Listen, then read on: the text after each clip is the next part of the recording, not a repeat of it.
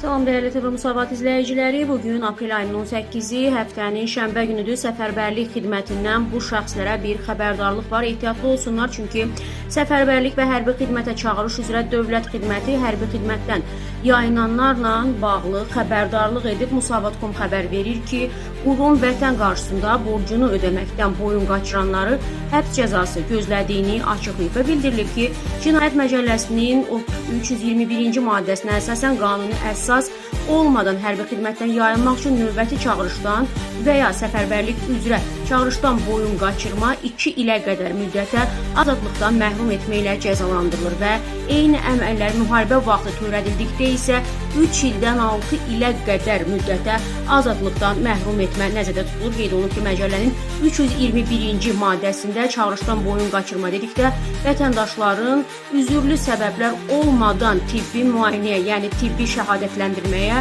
müddətli həqiqi hərbi xidmətə, toplanışlara və səfərbərlik üzrə hərbi xidmətə çağırış üzrə gəlməməsi başa düşülür. Amma bundan qeyri hallarda isə təbii ki, cinayət məsuliyyəti nəzərdə tutulur, daha dəqiq azadlıqdan məhrum etmə ilə cəzalandırılır. O baxımdan da bu xəbərdarlığı bütün çağırış yaşına çatan şəxslər nəzərə alsınlar ki, vətən qarşısında borcunu ödəməkdən boyun qaçıranları həbs cəzası gözləyir dəyərli izləyicilər.